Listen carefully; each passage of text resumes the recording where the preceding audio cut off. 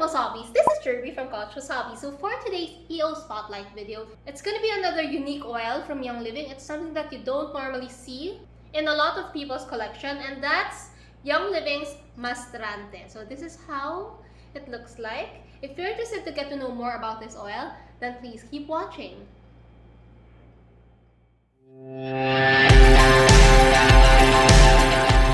So before anything else, I actually just got this, I think a couple of weeks back, and I got curious because this oil is something that I don't normally hear about. Not a lot of people have used it, I think, and I think it would be interesting to put a spotlight on it kasi nga, it's kind of unique. I've never also seen Mastrante in a lot of brands. And this is a single oil, which means this is actually taken from a specific plant. So let me just read the things about Mastrante in this book. This is from Life Sciences Essential Oils Desk Reference for Animals. It also has all of Young Living's oils and blends in one book, I guess in 2 chapters, so we can read about it. Okay, so the plant Mastrante, Lipia alba, was given its botanical name by the Scottish botanist Philip Miller and the British plant taxonomist N.E. Brown. As a result, in scientific literature, it is listed as Lipia alba N.E. Brown. In Brazil, it is called Erva cidreira do campo, which means lemon balm of the field. So I think this is related to lemon balm. Lemon balm is also related to mint. The aromatic shrub grows in southern Texas, Mexico, the Caribbean, and Central and South America. So that's why it's very, very, I guess, exotic. We don't really normally hear about this because it's only grown in very specific areas, Central America and South America and parts of Texas. The leaves of Mastrante are used to flavor food, most notably mole sauces from Oaxaca, Mexico. In folk medicine, it is known as a sedative, an antidepressant, and has pain-relieving properties.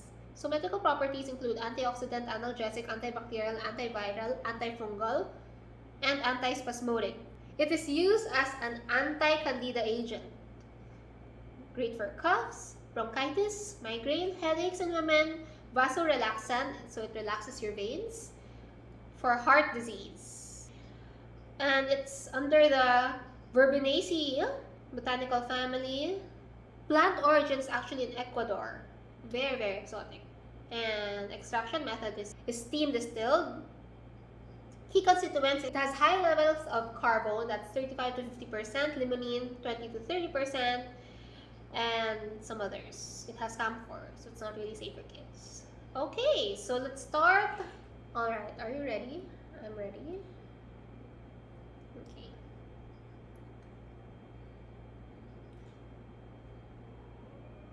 Okay, it has a lot of that grounding smell. I remember this smelling differently the first time I tried to smell it. Like the first time I opened the bottle, it smelled more musky than how I smell it now. But definitely can capture that leaf plant smell. If you've ever smelled lemon balm on its dry form, I have it at our studio and we have it there. It smells like that, to be honest, but a lot muskier, perhaps because it's in essential oil form, therefore it's more potent. It's like stronger than how it smells like in its original plant form. But I can't smell the mintiness of it. Maybe there shouldn't be any. Camphor is very little, so you don't really have that mint zing. Pero to me, it's very, very musky and grounding. It is really grounding. And this is labeled as pink. Did you know that Young Living actually color codes their oils? Like the pinks, like Mastrante, and I guess, what are the other pink oils? Joy. What are the other pink oils? Amorescence, do you have that? I'll feature that in one of my videos. Young Living actually color codes their oils. So like, the yellows would be related, the blues would be related, and the pinks and purples would be related. So I'm just not sure how they categorize it, but they do that color coding thing. Let me try to pull it out quickly. So did you know that Young Living is known for their bright colored oil bottles? Did you know that these oils are labeled based on their energetic properties or relationship to the chakras? So that's what I said na their labels are actually systemized in a way that it's color coded. So the pinks would normally relate with each other, the greens would have their own thing, and then the blues and stuff. And in here it says na each color is actually related to a specific chakra. I'm not really familiar of the chakras. I'm sure some of you guys are. I'm sure you've met some people or you've seen some videos that talk about essential oils relating to chakra and stuff like that. But yeah, so that's what it says. And I normally gravitate towards pinks. So when I got this, I thought, oh, this must smell good. But this is actually more of the grounding oil. I really have a lot of pinks. Like I have Joy with me, I have Amaretto. So this one, right off the book, it says that it's very, very grounding, which is very true. This is something that I'd add. For example, I would play a lot of citruses. Sometimes you have to add a little grounding oil just to anchor the citrus down, meaning citrus is normally very volatile, so it gets evaporated sooner than everything else. Your nose would detect it sooner than other smell, and it would go away also sooner than others. So you normally add something that's grounding just to prolong that smell, to prolong that citrus smell, to anchor it down. And I think this is a good addition. I'm really very excited to use this in my blends. I've never really diffused this. It's my first time actually to open it. I will try it later. But this is something that you would include. For example, you're playing with a lot of citrus and florals together, you use this. Other grounding oils that I tend to normally use is vetiver, but then vetiver is so thick, it has the tendency to clog up your sonic diffuser. So I try to limit my vetivers, especially when diffusing. I like using my vetivers in topical blends.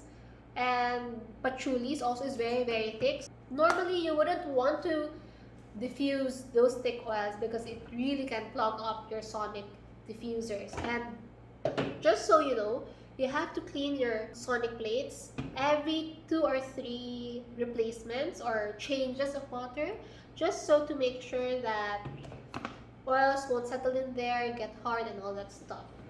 And yeah, you don't really have to use vinegar to clean it. I just use regular rubbing alcohol, clean the plate with swab, and that's it.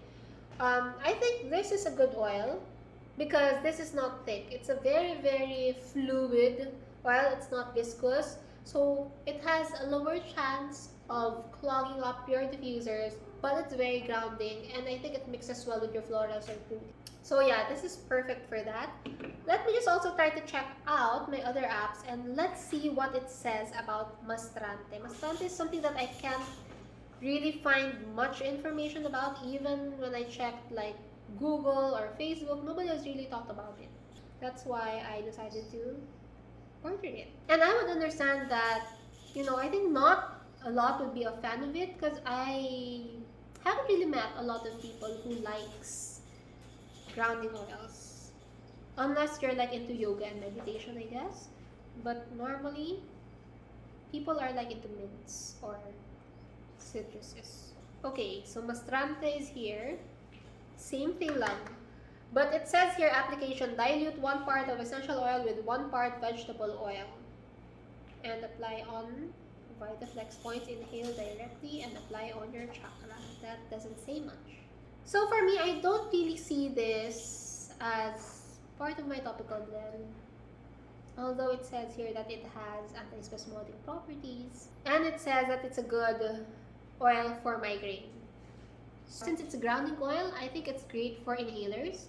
Since it's a grounding oil, I think it's a great oil for diffusion. If I need something grounding for my blends, I would rather go with vetiver or patchouli.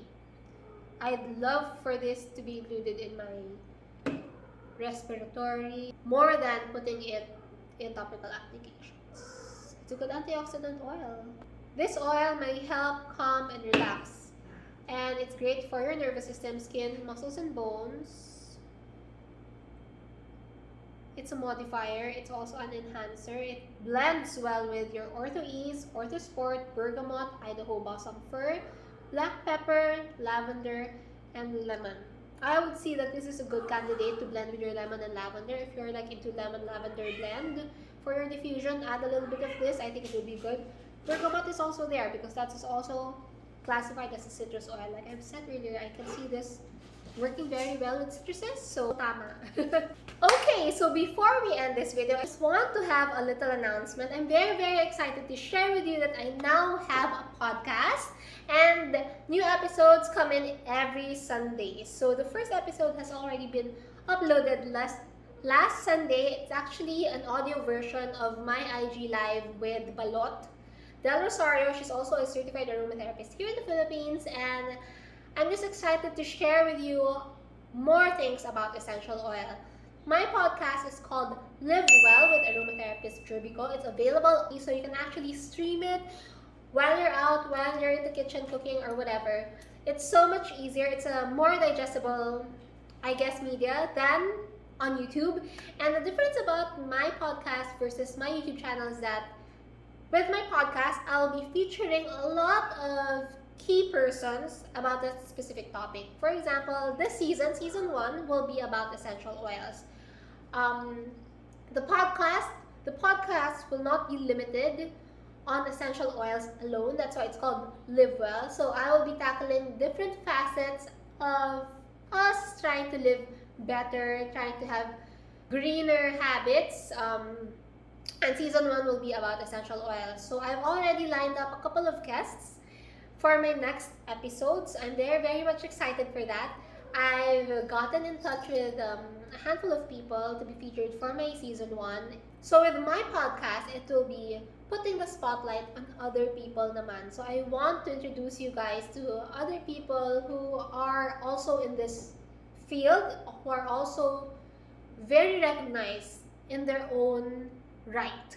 I'm very much excited for you to be part of that. I hope you guys would take time to follow me on Spotify. Just search Live Well by Jirbie Go, or search Jirbie Go. I'm sure it will pop up, and give it a follow. Each episode will be about an hour or more or less. I really don't know. It depends on the flow of the conversation. It's a very casual conversation about a specific topic, and I will try to bring as many interesting personalities in the show, in the podcast, so that you guys would learn like different facets of whatever topic that may be. Again, for season 1, we will be putting the focus on essential oils because it's it's something that's really close to my heart. Not because I'm a certified aromatherapist, but because I really see the help that it has brought to me and my life and how I do things in general. Even after finishing the course, it has kept me very interested about it. I still take mini courses about essential oils from time to time. I still enroll and pay for mini courses about essential oils because it's something that I feel that would help me live a cleaner life and I guess healthier life. I mean, it's something that we want nowadays, especially that we are facing like this ultimate health threat that has changed our lives. This 2020 has really changed everyone. Like the way we do things, the way we live, the way we eat, the way we consume things is totally different from the way it was last year. So, I guess it's very interesting to learn about these things from different people and like learn and pick up bits and pieces about it through their eyes. You know what I mean? Sometimes it gets boring if ako lang yung nagsasalita. So, with my podcast, I really like to bring in new people, and these people are like really notable in what they do. They have a very credible and amazing background about that specific topic. So it's really interesting to learn about them also and hear their stories about it. I hope you guys would keep your eyes peeled on that passion project that I'm trying to work on right now. I hope that you would try to hop over to Spotify and search Live Well by Aromatherapist Jirbie Go. Give it a follow, download the episodes if you need to, or just stream it on Spotify. I would be really, really grateful. And yeah, I guess until then, because having the next physical workshop seems to be impossible right now. I guess it's a way for me to have another way of getting in touch with you. Alright, so there you go. That's it for Mastrante for today. I hope you've learned a little bit more about Mastrante. I hope I piqued your interest in trying out Mastrante. If you have any other questions about Mastrante or any other Young Living oil or anything about essential oil for that matter, don't forget to shoot them down below through the comments. Slip me a DM on my Instagram. Follow me on @HappyOilerPH. And I'll see you on my next EO video.